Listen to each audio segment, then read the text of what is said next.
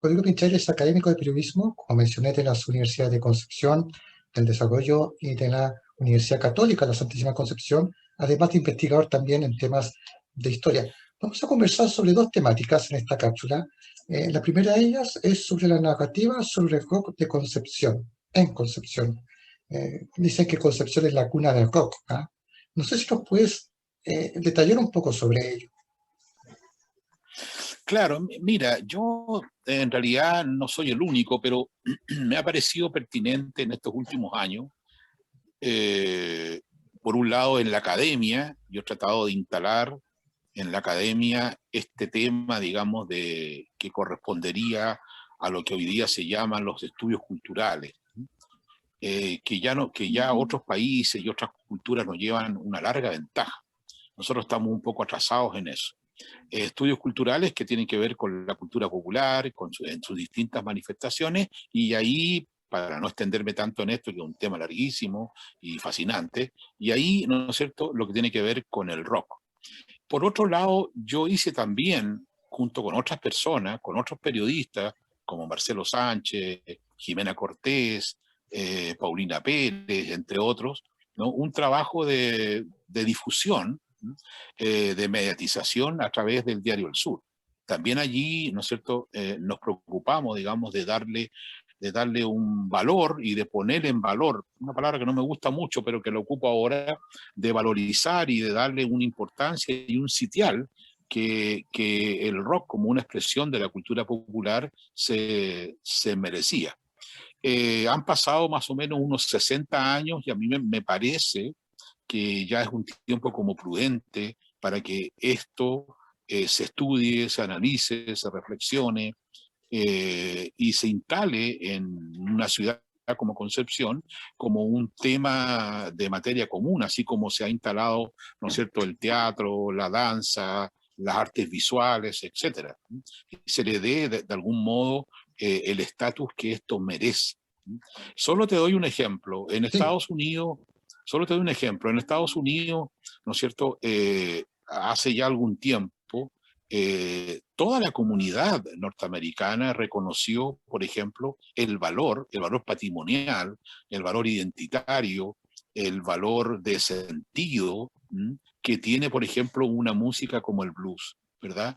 El cineasta Martin Scorsese, cuando se cumplieron 100 años del blues, realizó una serie de 6 documentales sobre esta expresión cultural, artística, porque ese país reconoció que ese género musical, que no es solamente eso, y que esa forma cultural tenía una gran importancia en la vida cultural de los Estados Unidos. Yo, claro, no se puede comparar con eso, pero me parece que en Concepción nosotros deberíamos, las autoridades, las instituciones, deberían darle ese estatus o empezar a dárselo. Esa es una de mis Rodrigo. luchas. Dime. Sí, no, básicamente, no, primero termina y ahí te pregunto lo siguiente. Claro. Entonces yo creo que un libro o una investigación, claro, no salva el mundo, digamos, ni salva el problema. Pero curiosamente, ¿no es cierto?, en un tiempo muy breve, además de lo que yo estoy contando del trabajo periodístico en el Diario del Sur, posteriormente en el Diario de Concepción, un chiquillo que un poco como que yo formé, que es Ricardo Cárcamo, más Ángel Rogel, empezaron a publicar también una serie de artículos y ellos serían los primeros ellos fueron los primeros que escribieron un libro sobre, digamos, sobre una posible historia del rock en Concepción. Ángel Rogel y Ricardo Cárcamo, Conce en Off, se llamó ese Conseguimos. libro. Estimado Rodrigo, Eh, sí, a tu juicio, ¿cuándo se podría definir, si se puede decir, el origen del rock acá en Concepción? ¿Se puede dar algún espacio sobre ello? ¿O todavía no se claro, puede precisar cuándo? no. Sí, mira, si yo escribí, espérate, lo que te quería contar. Entonces está Ricardo Cárcamo, ¿no es cierto? Esto es el año, y Ángel Rogel, el año 2018, recién. Posteriormente, el año 2019-2020, aparezco yo con el libro Genealogías del rock penquista, donde allí está una parte de la pregunta que tú me estás haciendo. yo como que intento fijar ahí pretenciosamente un origen, pero que aún es difuso, ¿no? Aún necesitamos, yo no pude precisarlo exactamente, pero sí le di un origen y sí hablé ahí del verdadero padre del rock en Concepción, que vendría a ser Jordi Santamaría, que murió lamentablemente el 18 de marzo del año pasado, ¿no? Y luego, un poquito después, el 2020-21, un investigador de Santiago, un profesor de literatura, Rodrigo Cabrillana, publicó un libro, un largo libro, un libro bastante grande, con muchos datos, que se llama Noches de Rock and Roll, ¿no es cierto?, donde él trabaja principalmente los años 80 del rock en Concepción. Entonces, ahí ya tienes tú 3 libros que estarían contribuyendo a la, digamos, a una narrativa rockera, a la importancia de poder estudiar el rock en distintas dimensiones. Rodrigo, claro, hay, como se puede ver, hay una nutrida fuente bibliográfica respecto a investigaciones. Em, ¿Cómo, en qué época tuvo su apogeo el rock acá en Concepción? Si se puede considerar el término apogeo, o bien ha sido algo progresivo, o quizás estamos también en esta época de apogeo. No sé si nos puedes contar un poco de ello. Claro, mira, en realidad lo que yo tendría que decirte más bien es, y de hecho yo lo visualicé así, digamos, ¿no? Que es por decenios, siempre ahí aparece mi beta del historiador, digamos, ¿ah? Por décadas. Entonces yo situé un acontecer porque no me atreví a hablar de escena, porque hablar de escena es un poquito complejo, porque para hablar de escena se necesitan ciertas condiciones. Pero bueno, yo hablé del 60-70, 70-80 y 80-90. Ese es el periodo que yo estudié.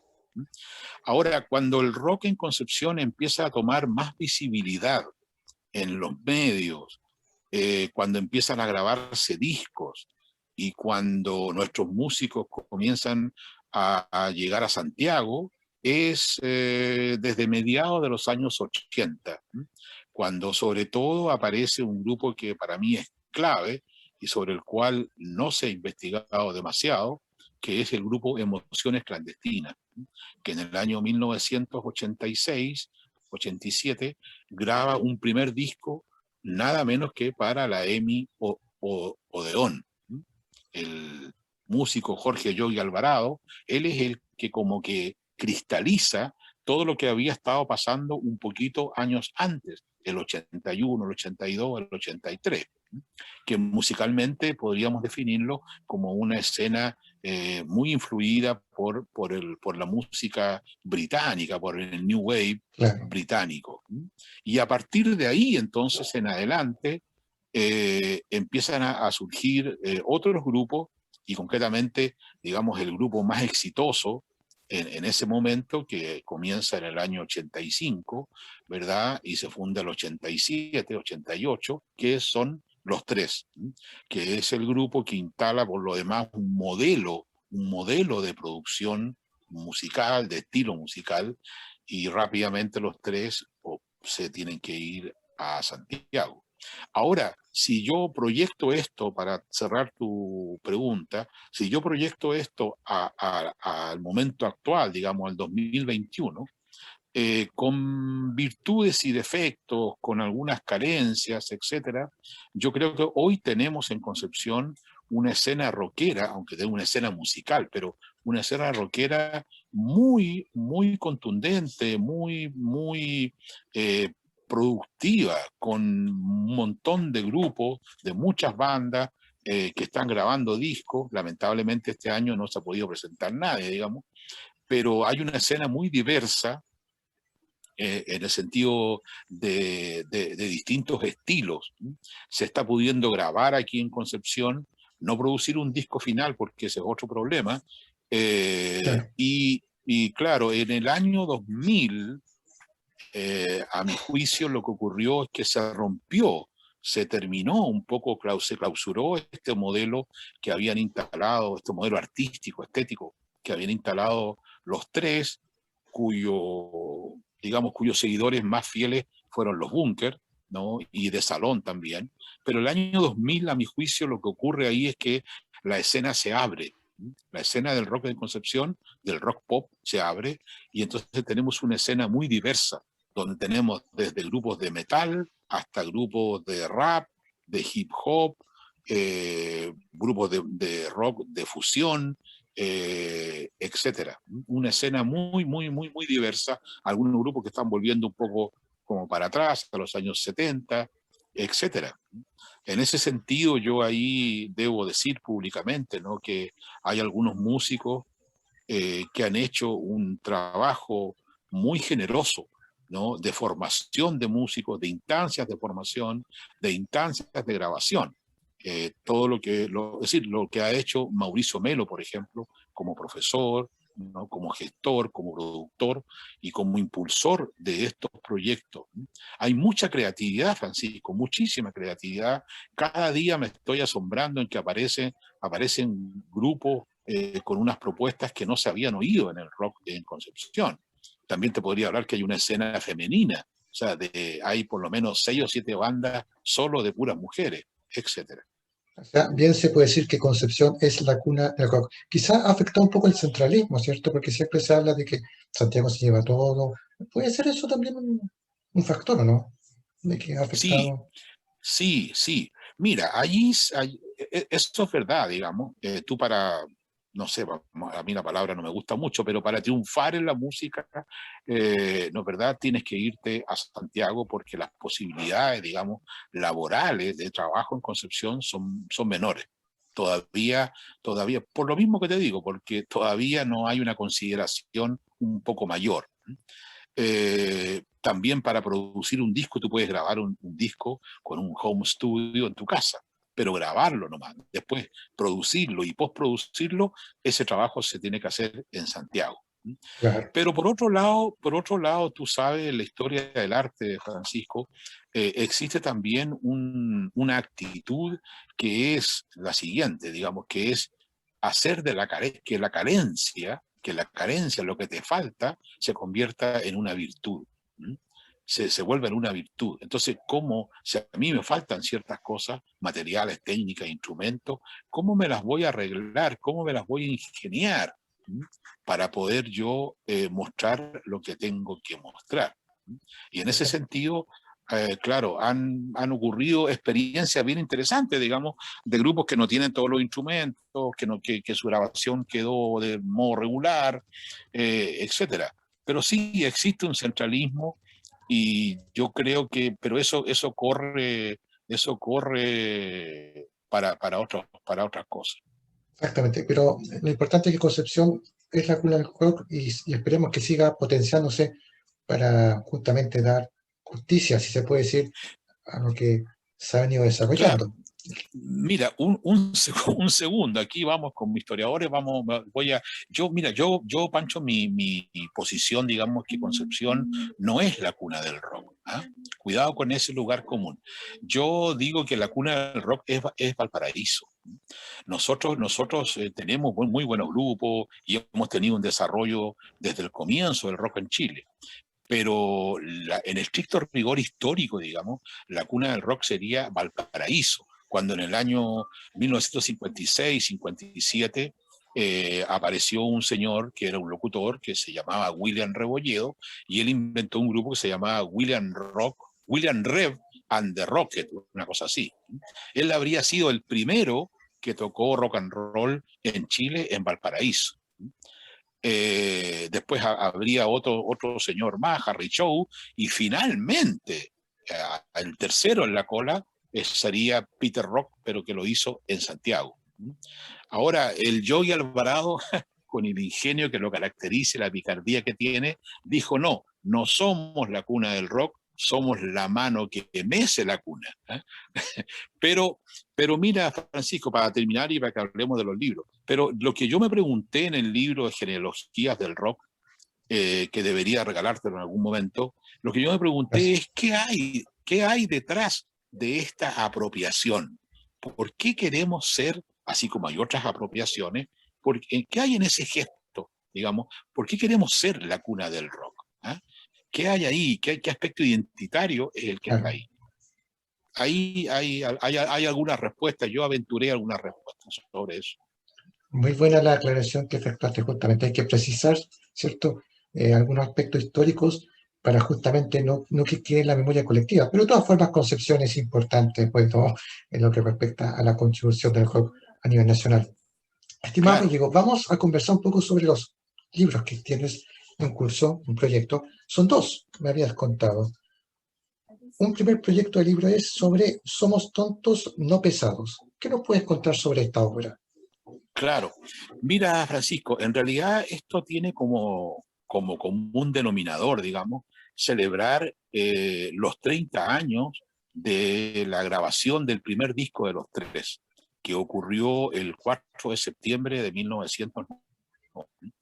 Ese era como la cristalización, digamos, de un proyecto y de un gesto que tiene su origen en Concepción y que sirvió también como modelo, como te dije yo, por lo menos unos 10 años, como modelo de desarrollo que fue imitado también por otros jóvenes.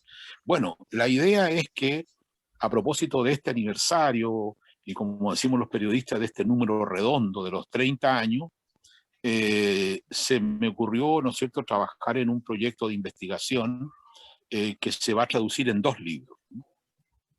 El primer libro se llama Somos tontos, no pesados, que tiene una bajadita que se llama Cosas que ocurrieron en Concepción y otros amores incompletos, y que tiene como idea matriz eh, la inspiración, y ese libro te va a gustar más, la inspiración en que las 10 canciones, son 10 canciones de este disco, me sirvieron a mí para escribir unas crónicas de no ficción con mucho basamento histórico.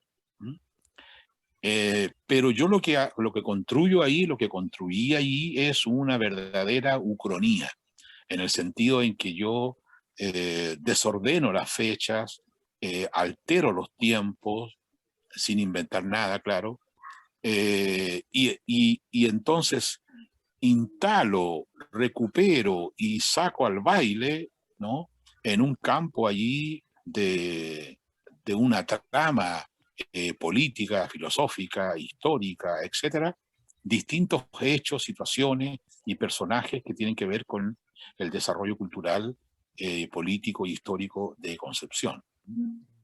Entonces, metafóricamente hablando, lo que yo estoy, me están mandando unos mensajes, lo que yo hago ahí, Francisco, son hacer dialogar, ¿no es cierto?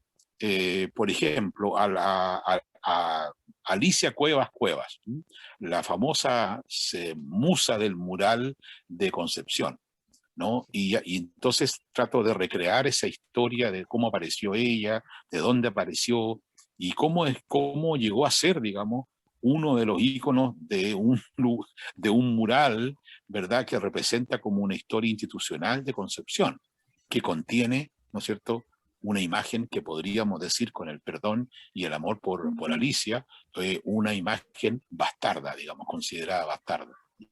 Nuestra mujer, que es como el ícono de América Latina, ¿no es cierto?, es una imagen que tiene su origen en esa categoría.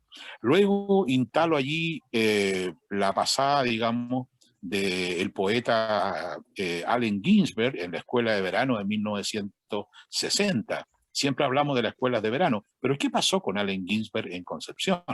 ¿Pasó algo? ¿No pasó nada? Sí, pasaron muchas cosas. ¿No? Entonces ahí también trato de recrear buscando documentos, diarios, libros, testimonios, en fin, de lo que pasó con Ginsberg, y hablo de las escuelas de verano.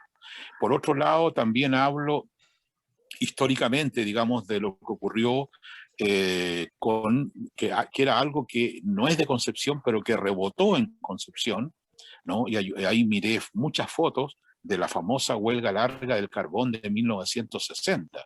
Sin ¿Ya? embargo, esa huelga es como, digamos, la guinda de la torta de lo que había ocurrido en realidad a partir de 1920. Ya en 1920 en Lota hubo una huelga bastante larga, no tan larga como la de 94 días, como la del año 60, pero allí algo sucedió. También recreo también, Francisco,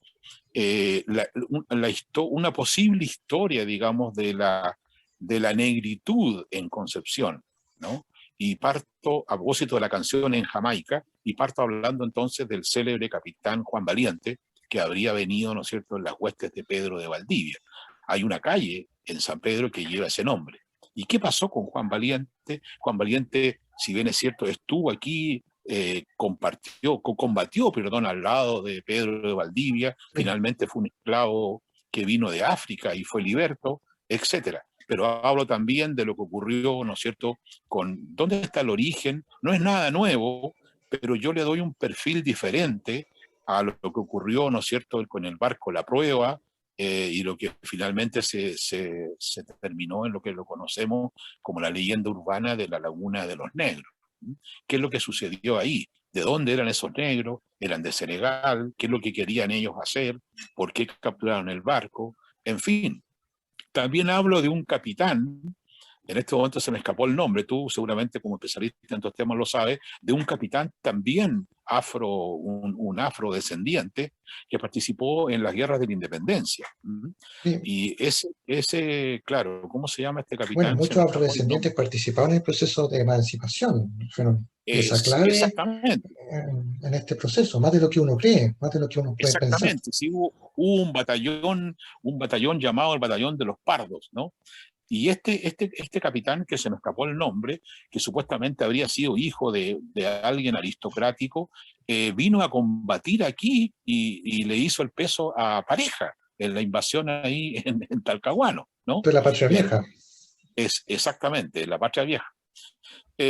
Bueno, luego hablo, como te digo, de la Laguna de los Negros, después doy un salto hacia más bien hacia lo contemporáneo y hablo de unos futbolistas que llegaron aquí, africanos, concretamente uno que se llama Ocupé Bayenga, que jugó por la Universidad de Concepción, y finalmente remato ahí, Francisco, con un asunto muy contemporáneo, que es la presencia de una pequeña comunidad haitiana que está instalada en Barrio Norte. Cómo la negritud de algún modo ha cruzado esta ciudad. También hablo de un grupo de mujeres desde la colonia, mujeres que fueron, doña María Hernández, por ejemplo, que en la colonia, en el siglo XVI, fue acusada de brujería porque tenía una mano de muerto. Entonces fue llevada hasta Lima, digamos, y azotada y condenada. Y después otras mujeres que cometieron, y hay una chica que era muy bonita y que fue, digamos, se habría casado 3 veces, digamos.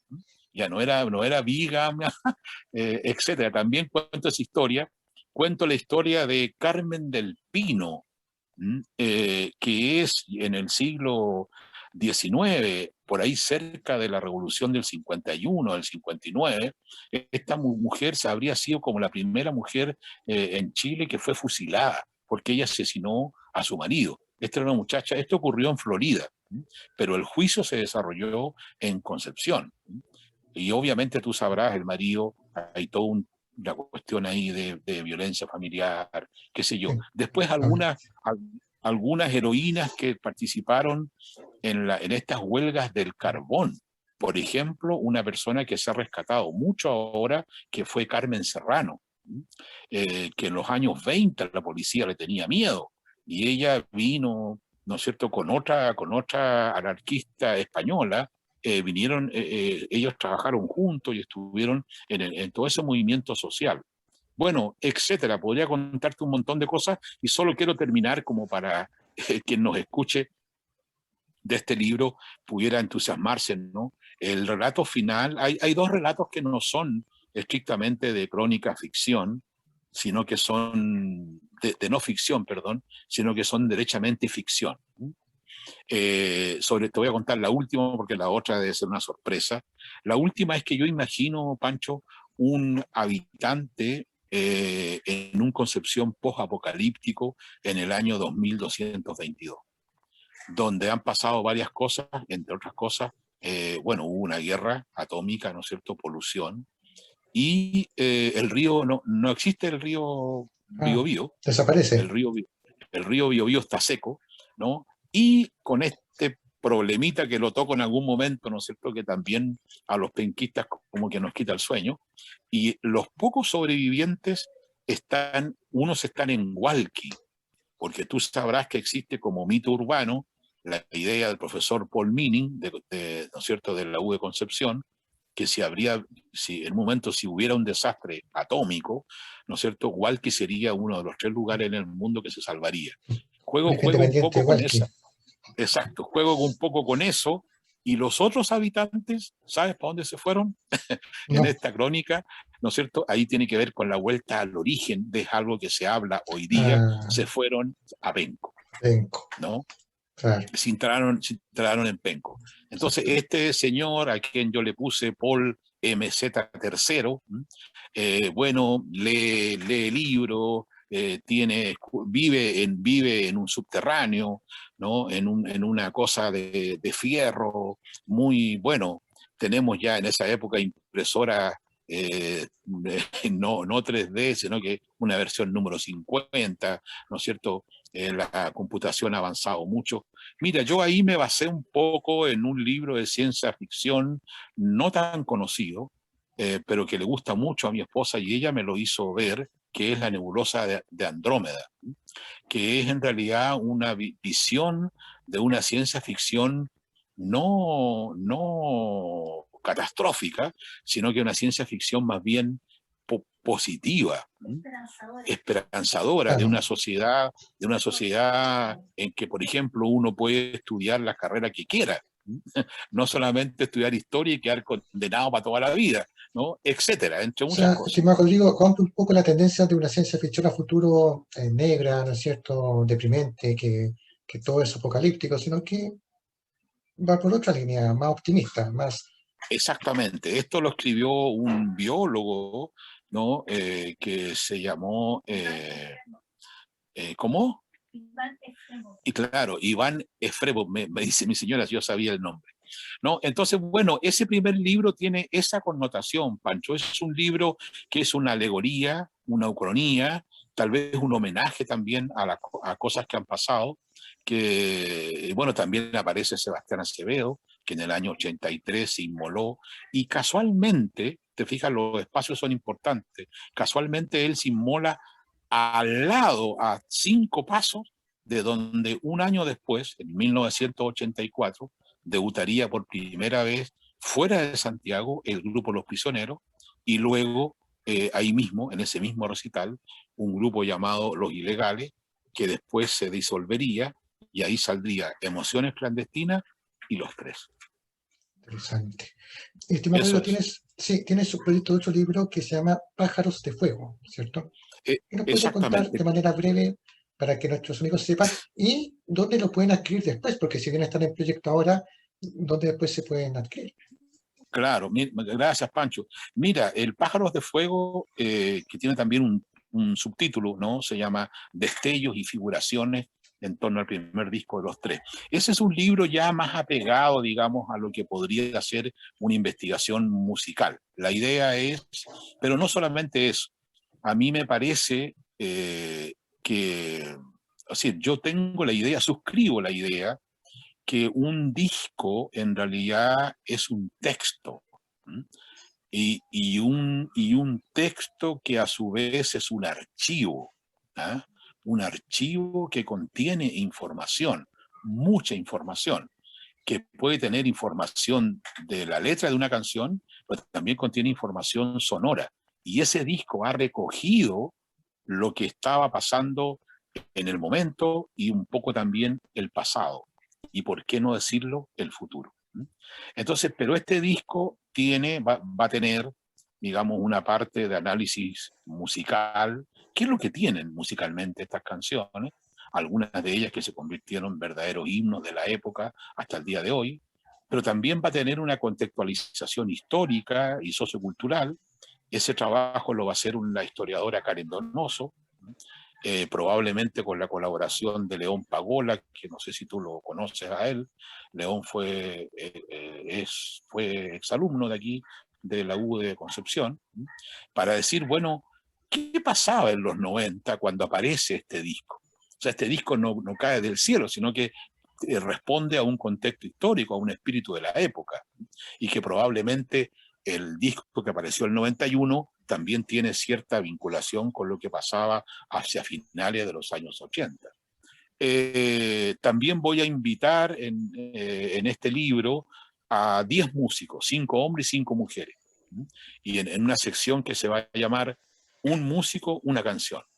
Es decir, suponte tú, no sé, Jepe, que va a escoger una canción y va a decir por qué le gusta y qué el valor que encuentra ahí, Mauricio Redolés, la Ana Tillú, Jorge González, la Magdalena Matei, el Mauricio Melo, Joey, etcétera, etcétera.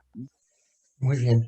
Eso, muy buena pregunta. Entonces, Sí, bueno, ¿cómo? y ese libro, bueno, el primer libro, Somos Tontos, va a salir en junio, y el segundo libro, ojalá que lo podamos cumplir, va a salir en septiembre.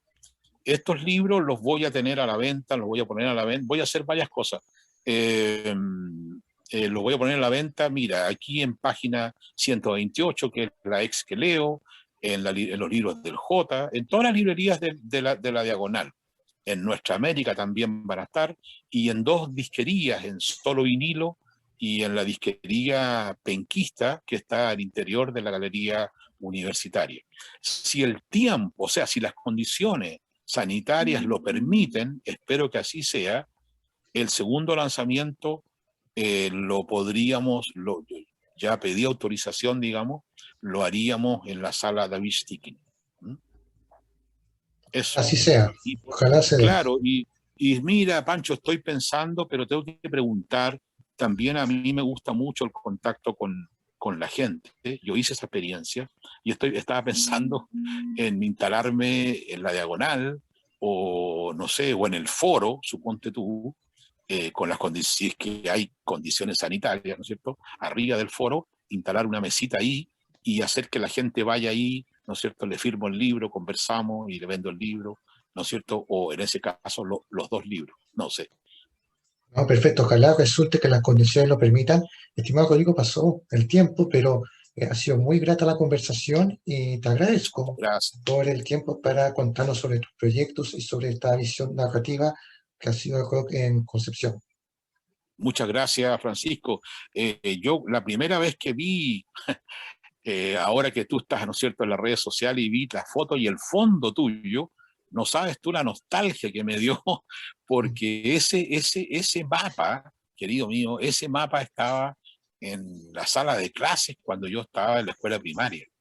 Tal Ah, cual ese bueno, mapa que uno, claro, ese mismo mapa que es del Instituto Geográfico Militar, ese mapa viejo lo hicieron unos profesores de la escuela básica donde yo estaba, lo dibujaron ellos y lo pintaron, ¿no? Ese mismo, así que para mí es volver, cuando yo vi esto y tú contaste que te lo habían, que lo habías comprado, te lo habían enviado, fue todavía una imagen muy nostálgica de mi época en la escuela primaria. sí, varias Así que personas, de muchas hecho, gracias. disculpa, varias personas han comentado justamente que evoca recuerdos de colegio este mapa, que este mapa está en muchos liceos, colegios. que- Así es, pues, y donde aprendíamos geografía, porque anda a preguntarle tú hoy día a un joven dónde está Tocopilla, no sé si sabrán.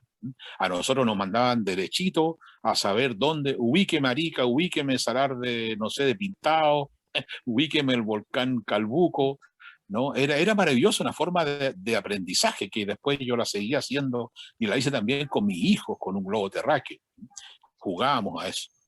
Qué Así que, interesante. Panchito, Francisco, te felicito.